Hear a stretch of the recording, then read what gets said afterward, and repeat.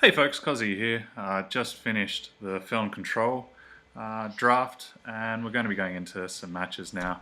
One quick update just whilst I was thinking it through. I realised that one thing I'm really worried about is not having enough creatures to actually affect the board. And so I've decided to return the extra Jarl's Frostkin to the breach, taking out one piece of the card selection. I just feel as though I really don't want to lose any matches because I haven't been able to get feet on the ground. This is going to be interesting. I don't think I'm the best control player in the world. I definitely have much more of an aggressive tendency in any card game I ever seem to play. I'm much better at working out when I'd rather chump attack than when I need to remove a card, but learning experience, and I'm sure that you guys will let me know in the comments where I've made mistakes. Teriyaki Boys is a name I recognise, a bunch of streamers, so never know, might even be seeing me, and if so, hey, how's it going? This is a hand I'll keep. I got lands and spells. I'll be able to drop something on turn 3, and I'll be able to deal with tokens if they have any. So, quite happy with this hand. He has an Echo card from the off, so we're probably looking at time-based deck, or like me. As to which one, way too early to tell right now. So I feel as though we have a relatively simple curve out. We really want to be finding an extra Shadow Sigil. Thank you. And it looks like he's playing a primal deck as well, so that Echo card could well have been anything from Herald's Song to the Aviasaur.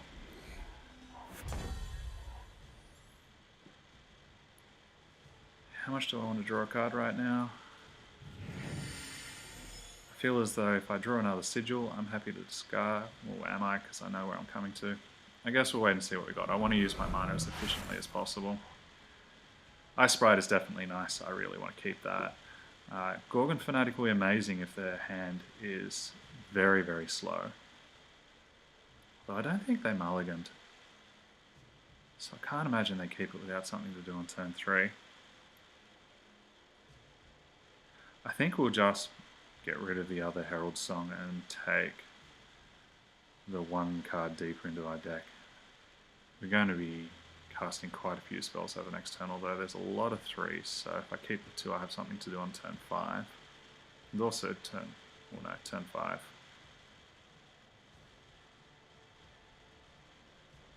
No, I feel as though I'm happy with everything else I have. I need the sigils to get up to my top end that I know is coming. I want that premium piece of removal, especially when he plays his second hatchling. Although I feel as though we'll probably just kill it now. Oh, actually no, if we menace the Fanatic, he'll probably keep it back. He'll play in a second one, I'll Plague. Yeah, that sounds a lot better.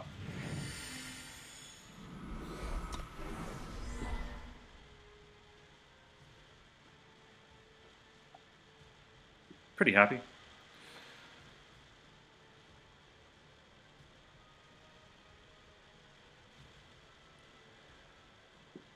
It's a very pretty card.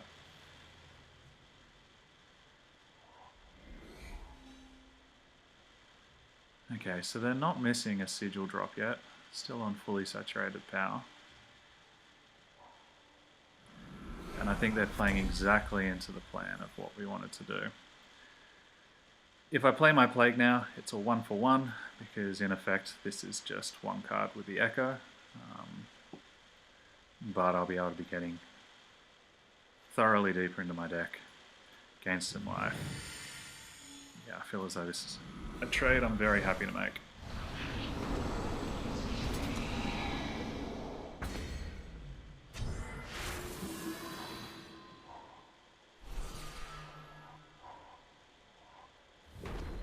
Now we have a very simple game plan. Live long enough to play these guys and win. So he hasn't got anything to do on 4, which is fantastic news. I have the option of playing the Amethyst Acolyte and losing a little bit of value. Although then I can't hold up Annihilate, which I think is what I want to do. I just want to make sure that whatever he plays I can respond to. He's missed his turn. I'm happy continuing because I'm up cards currently. Although this could be one of those things where the control players out there are pulling their hair out and yelling at me and going, "What are you doing?" And that's fair. I ask myself the same question way too often. Is a Frostkin something I care about? No, I don't think so. I'm going to be playing a bigger creature than him.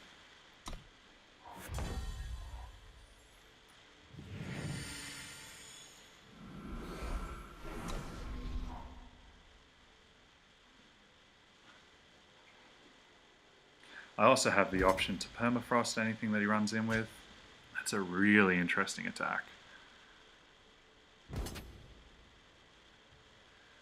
So what could he have that does 2 damage?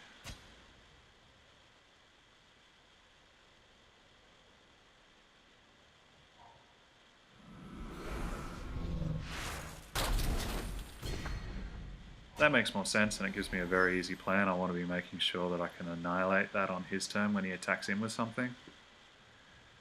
So that'll inform my next turn.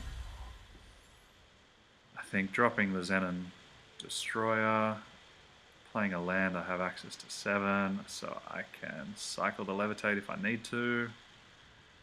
Although if I kill it now, I can attack in for 5, which is not insignificant. And he hasn't done anything too exciting, so I can either reduce the size of the Frostkin.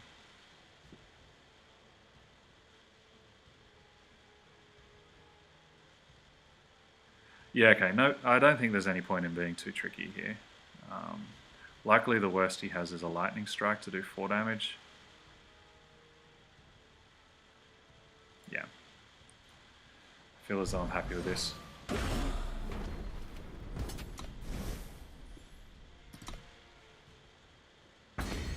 I think there was a stop that they clicked through very quickly, so it wouldn't surprise me if they have a spell.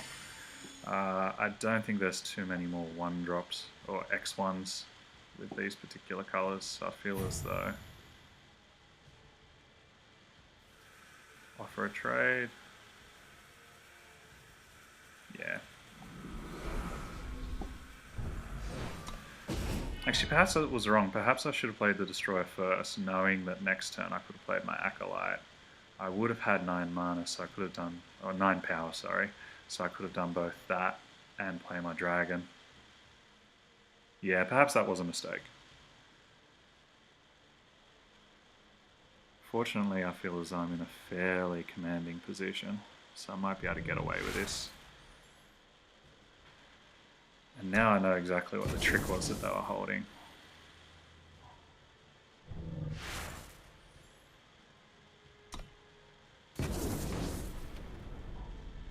It's a 2-for-1, so I'm not unhappy with that exchange at all. Do I want to cycle my Levitate? No, I think I want to hold it back. I'm not under any pressure right now. I don't need to dig for anything. I'm feeling comfortable. Sounds like a relatively good position. Unfortunately, my plan last time wouldn't have worked because I can't add. I would have only been going up to 8 instead of 9. So I have the question, do I want to play my best creature and expose it to the removal he may or may not have? Or would I rather diversify my threats, which exposes them to some kind of wipe effect?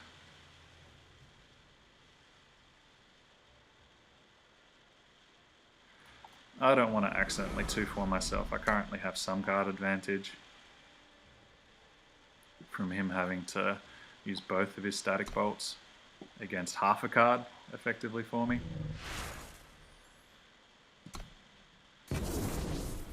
That works. That really does work. So does this. Is there anything here I want to keep? Really what I would have liked to keep is, or kept rather, is the feeding time, but I don't think beggars can be choosers here. I feel as though dropping this and playing a whole army of 3/30 Sky Serpents is exactly what I need to do.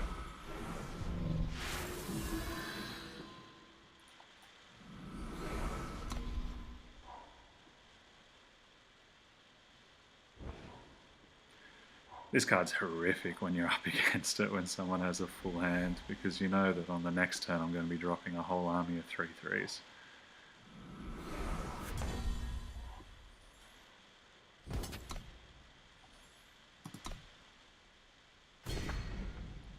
If I play all 4 of them, he's on a 1-turn clock, but if he has the ability to do 3 damage to all creatures, I've basically wasted my whole hand, so I don't feel as though I want to expose myself to that.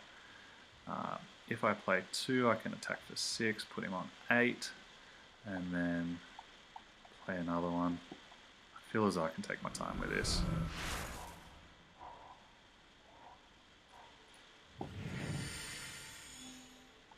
The first Acolyte isn't bad. Gorgon Fanatic is fine.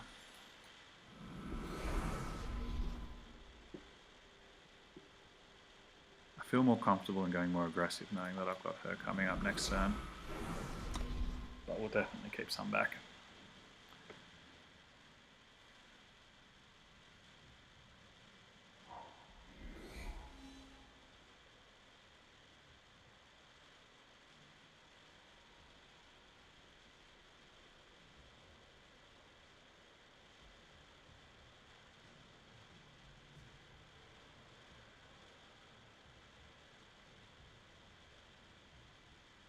Yeah, if I knew I was going to be playing Wisdom of the Elder, I really should have played that first so I could see what cards I was going to get. If I would have gotten a piece of removal, I could have got the extra 4 damage in then, which is a pretty bad mistake.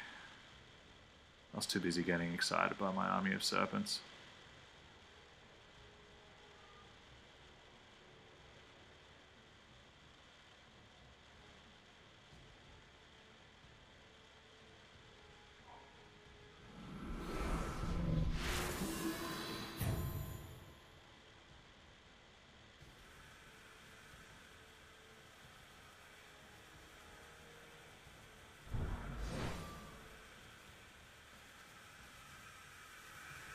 It's a good draw.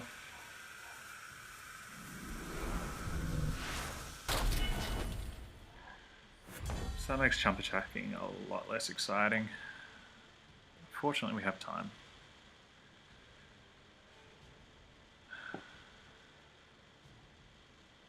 So I have a choice. When I bring back my Amethyst Acolyte,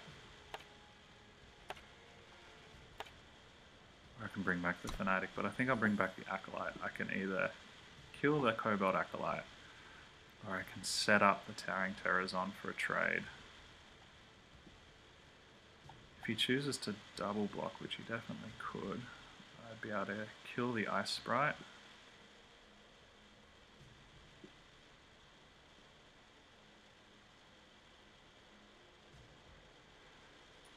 And have a flying army.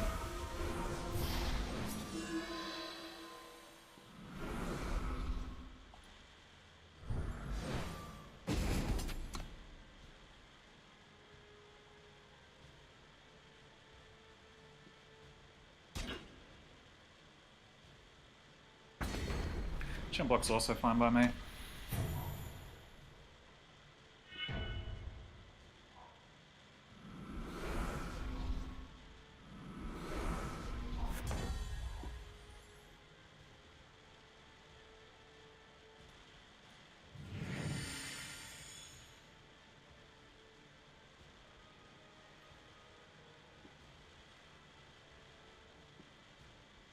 So if I attack with the team, what's his most likely blocks? Block there. Trade, he'd be taking 11. I'll be losing. He chooses to double block, she's got Death Touch, so there's no...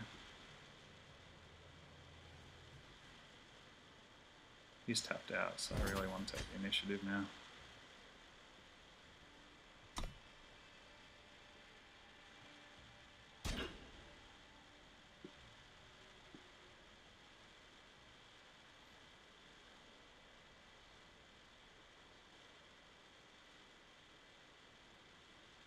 I've got to admit, it's been an interesting experience broadcasting these videos.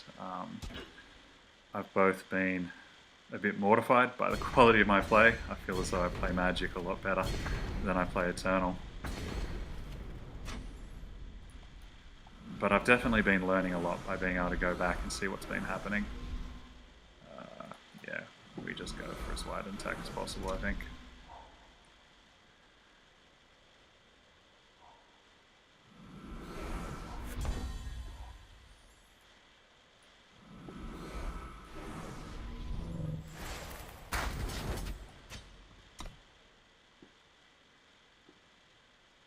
Attack with the team.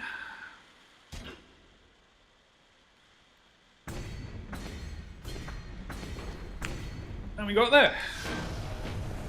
Well, that's kind of nice. I can break my duck with control decks for a while. As you can see by the ranking of 288, it's been a rough old one.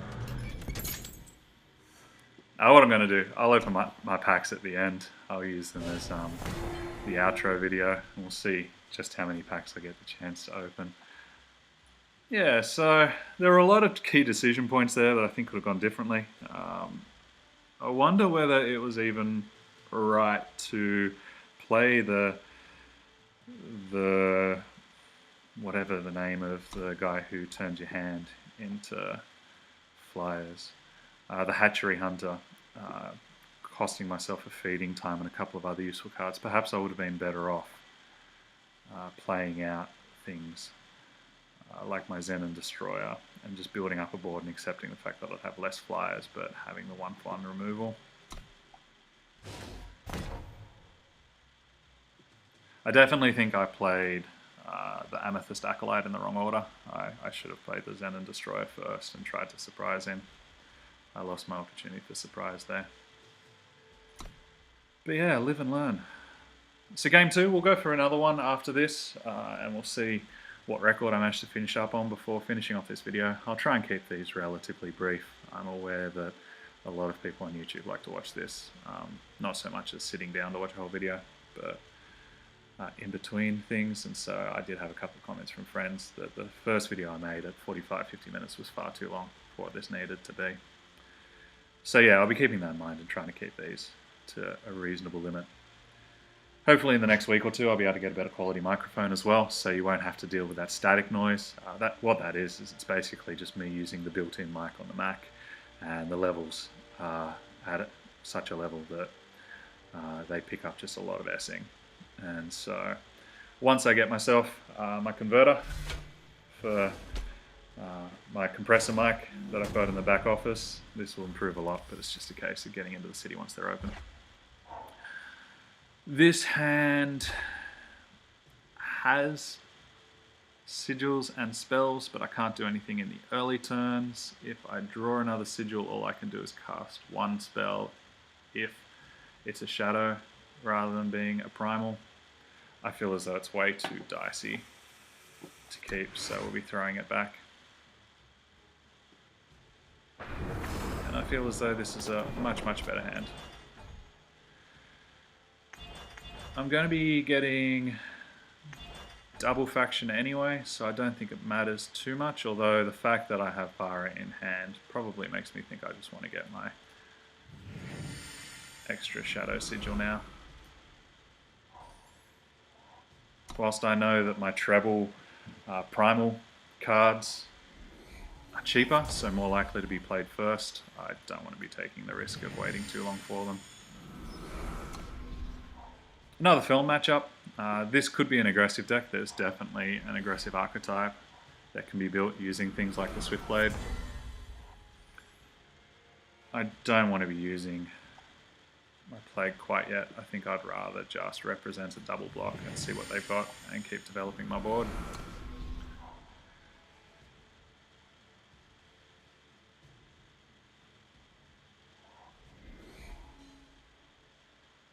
It won't surprise me if he's going to be starting playing things like the Trickster's Cloak, trying to make it unblockable.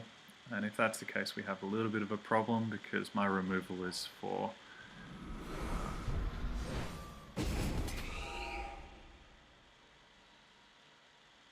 how much do I care about him getting in, considering he's going to have 1 power in the future?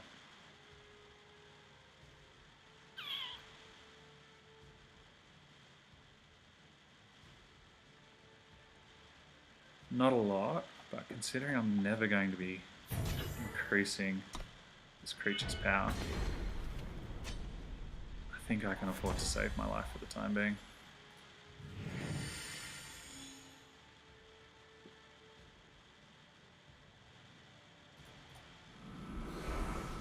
I'll give him the opportunity to continue to overcommit to the board. I don't want to trade considering he's going to die to plague sooner or later anyway.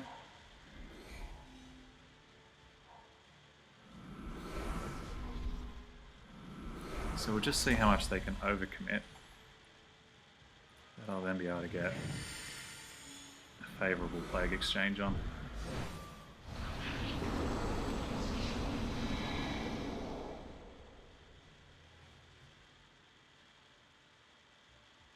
Now the question is whether I want to start to get a little bit aggressive and start to get in, and if I'm willing to exchange that for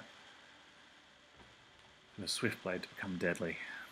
I'm not so worried about the quick draw with him at all, to be perfectly honest. I feel as though it's more the fact that he basically becomes a spider.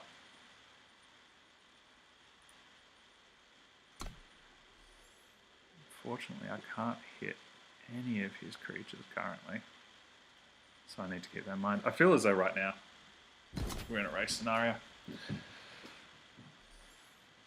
My hand does absolutely nothing, so sitting back isn't going to be useful unless I get a card draw spell.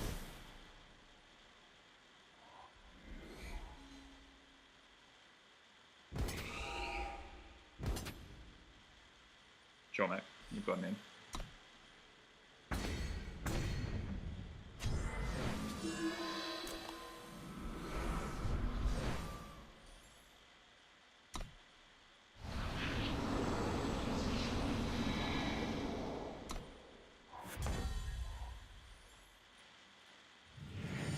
Shadow Sigil is useful in as much as it will help me get to Vara, but not much beyond that. Ship the turn.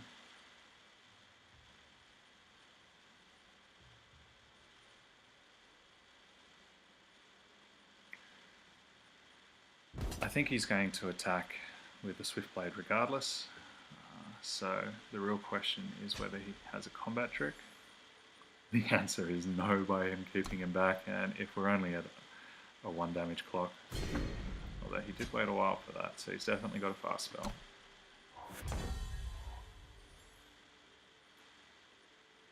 It's a good draw for me. Anything I run into is going to get blocked by the Witch, so I guess we don't run in anything.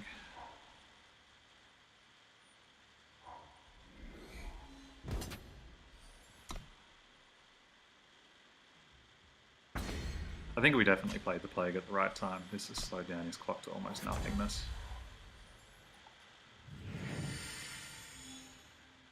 If I run in with the Magus, he'll probably just block with the Witch.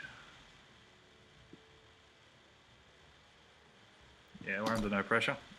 So, we'll wait and see what else he gets. This would be the opportune time, I think, for me to draw my dragons.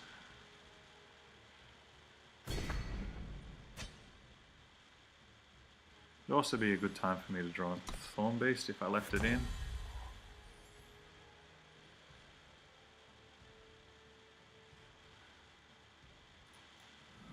For the time being, we'll just keep developing the board. I could consider holding it back until after getting Vara, but as I haven't had any of my shadow creatures die yet, I don't think that there's a point. And he definitely has tricks of some description.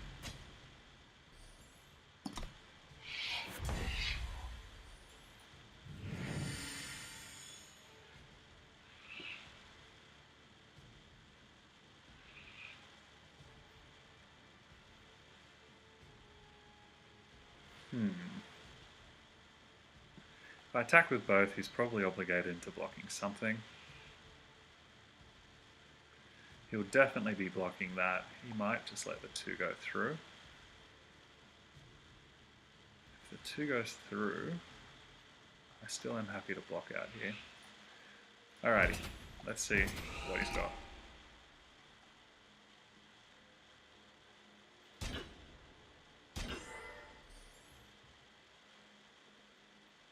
Yeah, I'm very happy with this.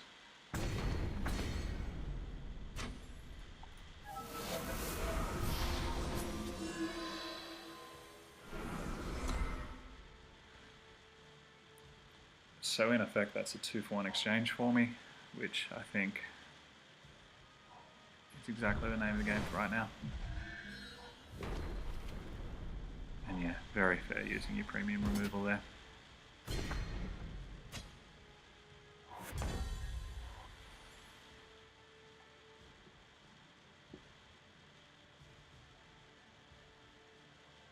Am I happy with him double blocking?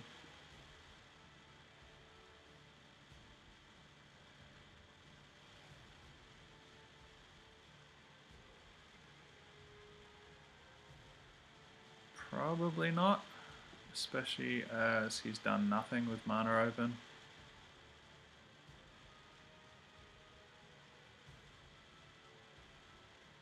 I am still happy attacking him with a Magus though, because if he double blocks, I kill the Witch. If he plays a trick, I may render the Witch redundant. Yeah.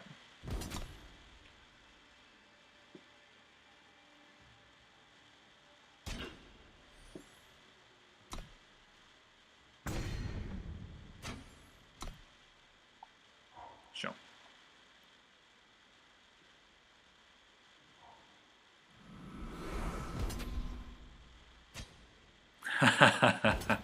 Yeah. Well, considering I'll be killing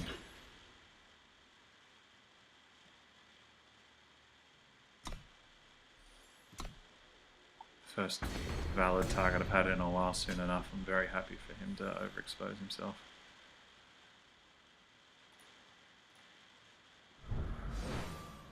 I'm also happy to get rid of that clock, even though it's still an 18 turn one.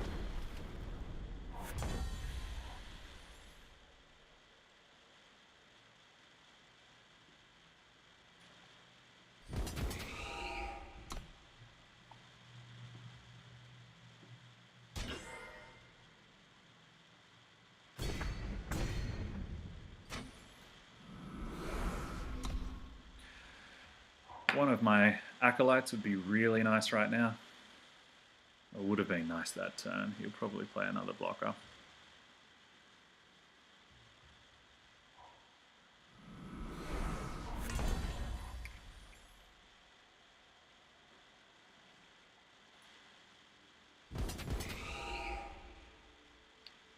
Either of those blocks allows me to take his dragon.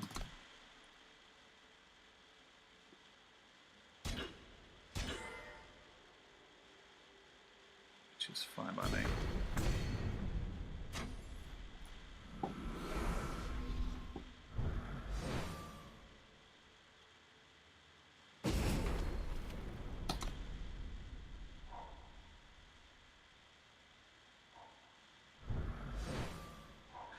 It's the kind of card I've been wishing for, a bit of selection like that.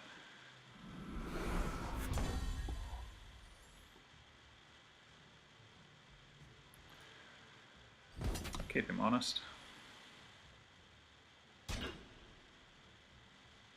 Especially because if I ever stop them when I do attack, such as if I draw another acolyte off the top, then he'll know not to care.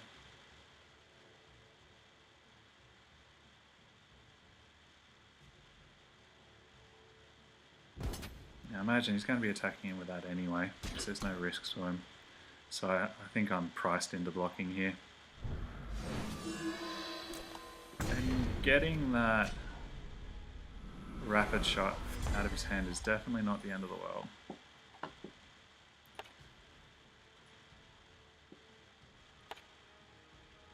Oh, that's right, it got turned into a pig. It's a little bit of a shame.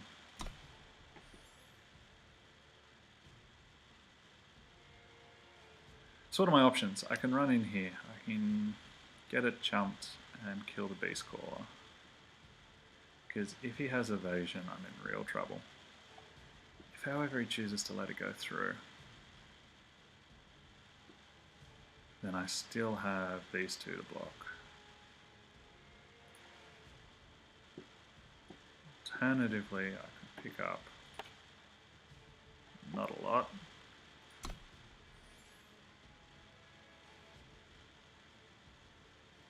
The likelihood of him having some kind of evasive card is very high. He's sat around for a lot doing not much at all. So I feel as though I'm priced into trying to make something happen.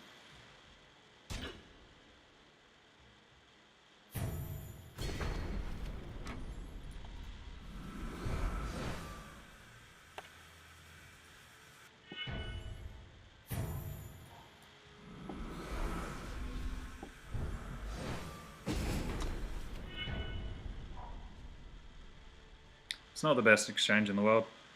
Definitely other creatures that I would have much rather have used in that scenario. And his raptors are now beginning to represent a real problem.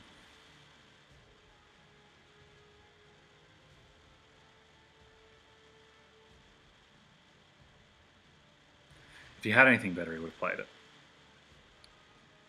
And he currently has me on a 4-turn clock, so I feel as though I can't afford to wait too long. If I start attacking, I'm attacking for 8, which is a faster clock on him. He'll be blocking here. He probably won't want to block. He'll probably...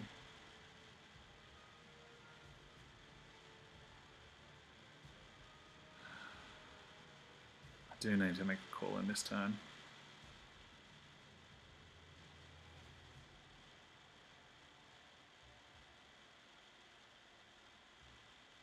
So my options are I can either keep the clock slow, but I feel as though he's got an amazing exchange at my feeding time, or to kill the Withering Witch so I can start to attack in and apply some pressure of my own. I'm thinking that's what I want to do.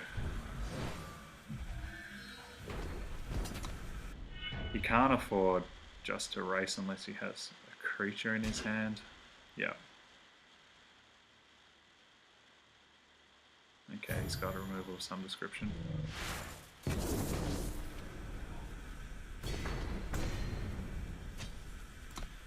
And I'm in a little bit of trouble unless I draw into something good. Fortunately, I do have still a lot of card selection in my deck. I do have some flyers. I have removal.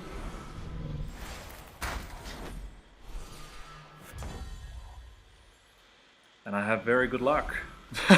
Which is exactly what I needed then, because if he doesn't have removal, I can stay him off for a turn, which allows me to get my Stone Scar Magus back again.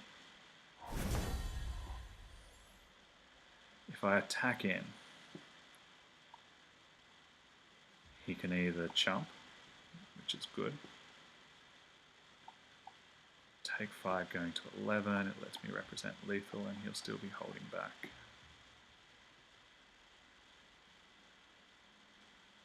He blocks and has a removal spell. I'm still fine with that. If I sit back, he can find removal and I'm in real trouble. Yep, I feel as though the attack is the right decision here. Play the next one, and ship the turn.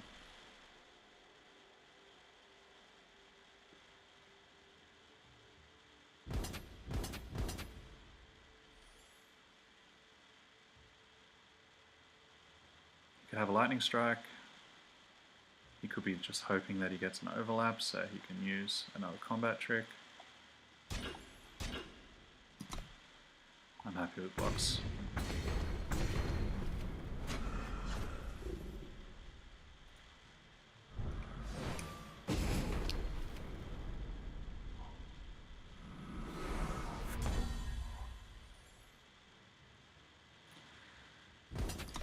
I don't want to expose myself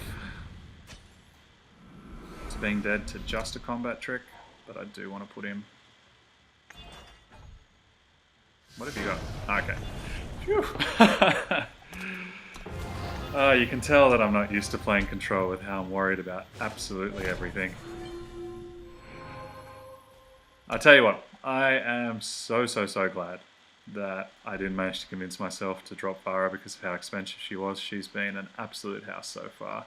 In that last match, she was able to allow me to attack in with my Gorgon Fanatic to kill a creature, bring it back, and then use that to attack in again, followed with an Amethyst Acolyte in order to kill a 5-drop, which is just phenomenal value, considering that now makes it a 1 for 3, and then the removal spell to make it a 1 for 4 in a Control mirror. you can't ask for anything better. It's just a case of making sure that I get to it. I haven't played up against a hyper-aggressive deck yet, which is what I'm terrified of. We'll see. I'm sure that this will probably be, I don't know, it could be, let's go for a Rakano token deck.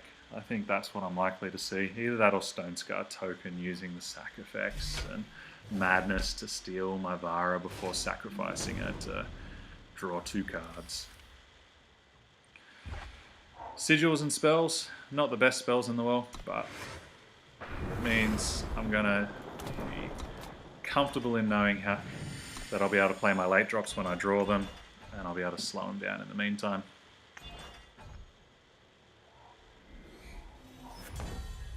Well, I could still be right on it being a Stone Scar deck, but I don't think so. Either way, all I want to do right now is gum up the board.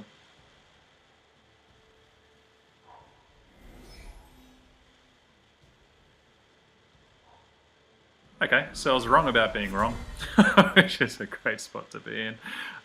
If I make it smaller, I'll just betray. Well, I don't necessarily have to attack in. If they have the pump spell, which is +3/+1, if I make it a 1/1, that turns into 4 power. So I could choose to double block and just trade off, and then it will be a straight 2 for 2.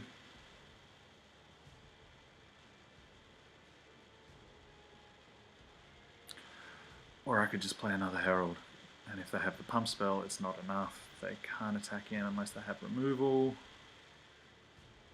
Yeah, I feel as though that's probably my best option. It doesn't use my power as efficiently as I'd like to, but it's the safest option against them having that particular pump spell.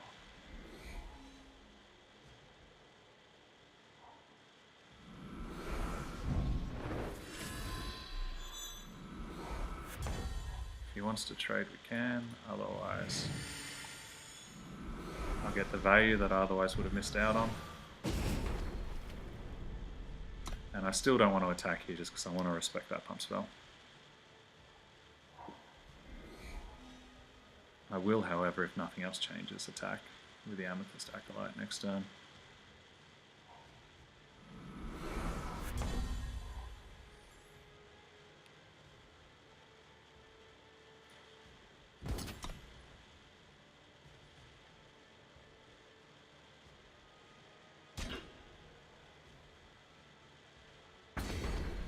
So I managed to get a 1.5 for 1 out of that Acolyte, as this still got the weapon.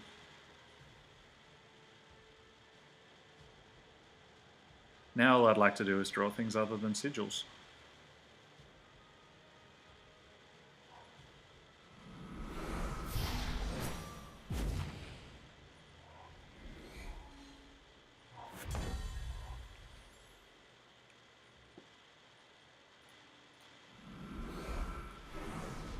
Don't want to have to be thinking about trading with him quite yet, so we'll buy some time. I feel as though the way I win this game is not by putting on the damage early. I feel as though I just need to trust that I'll draw into some card selection or draw, and once I start to get a run on a couple of my pieces of premium removal, I'll be in a better position.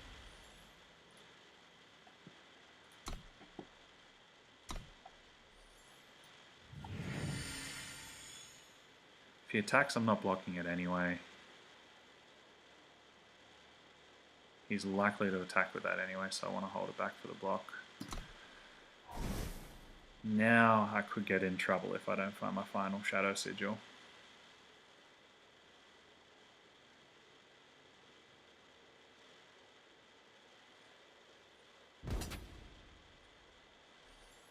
Yeah, no blocks there.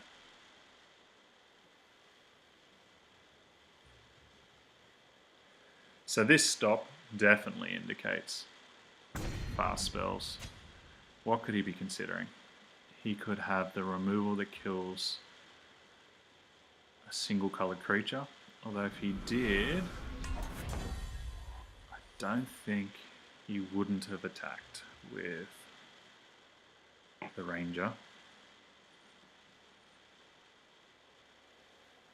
Likewise, I don't think he has a lightning bolt. It could be that silly little chip spell, the one that is just a fire, and it does 1 damage. If so, we'll find out in a moment.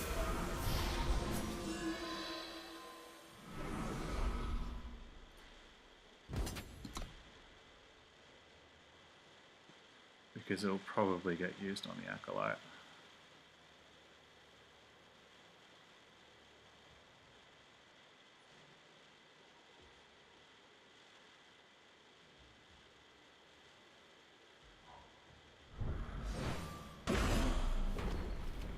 Okay, so I was wrong on that. Definitely to my detriment, that hurts.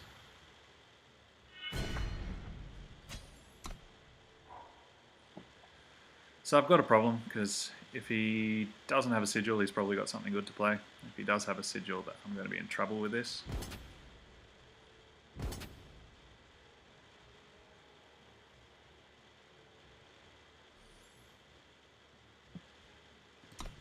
I think we just need to hope that I draw out of it. Because I don't want to double block, because that allows him to start to attack with the Ranger.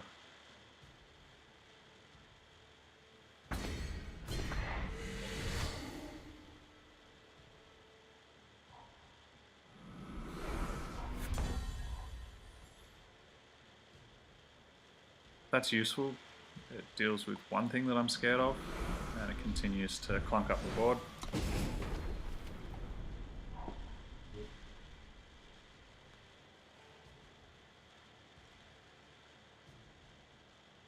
All of these creatures are susceptible to my removal, I just need to draw it.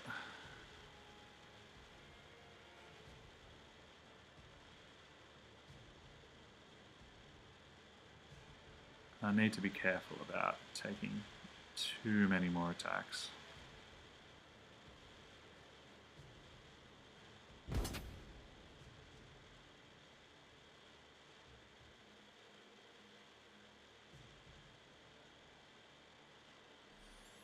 So I could choose to double block here with one of my Acolytes as well as with my Frostkin.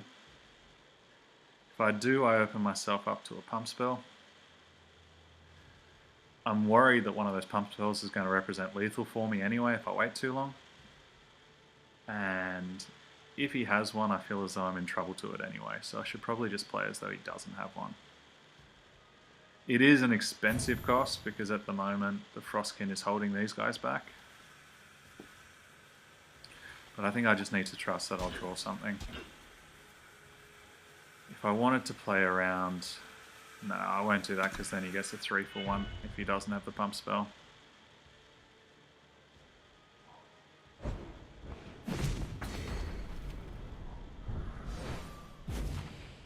Alrighty.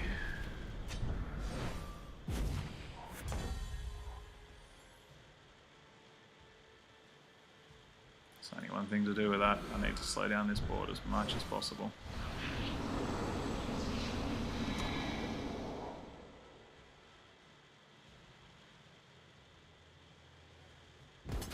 Slows down his clock. It allows this to represent a block.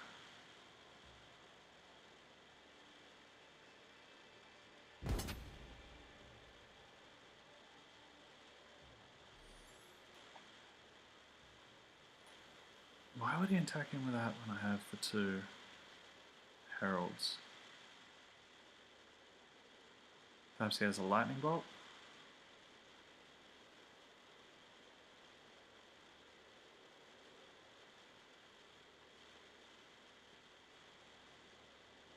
If he has a pump spell, that gives it +3/+1.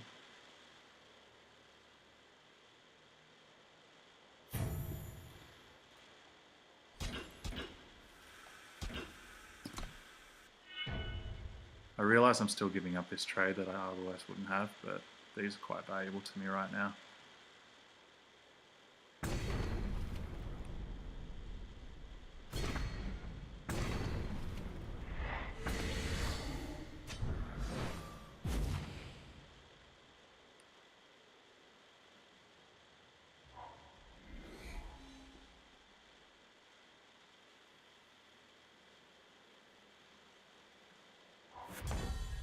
think that could have been a mistake, him attacking in. I think there's a reasonable chance he didn't have anything. I'm going to be playing this now. There's no point waiting and trying to be tricky with it. He doesn't have any flyers. I'm trying to sneak out. I'm not going to be attacking in, so I'm not costing myself an attack. I'm giving myself the opportunity to keep digging through. But the unfortunate reality is when you get sigil flooded, you just end up playing less spells. And when you play less spells, you generally don't win games of limited.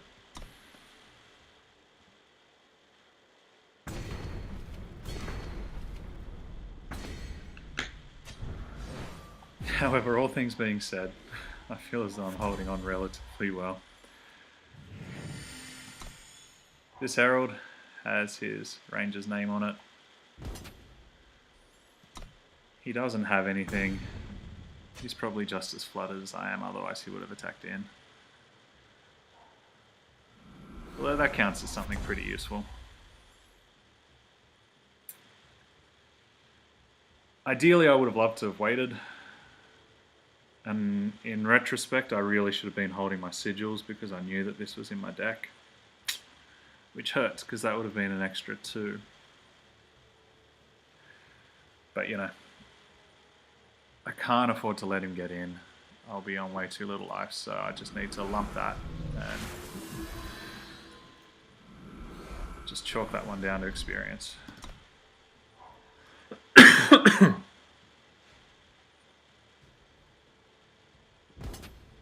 It's a real shame.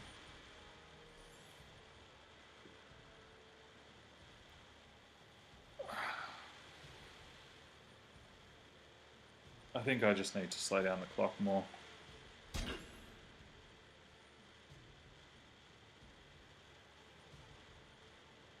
If I double block, I'm pretty sure that he needs to do damage to one or the other. He can't split it up.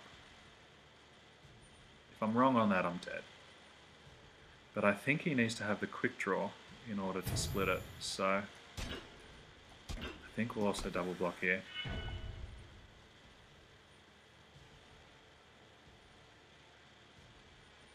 What's he got?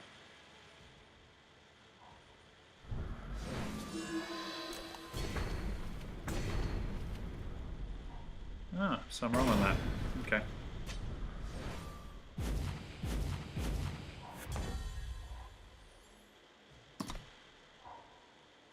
And draw another sigil. Which means unless I draw my dragon, I'm dead. Oh, cool. I am dead.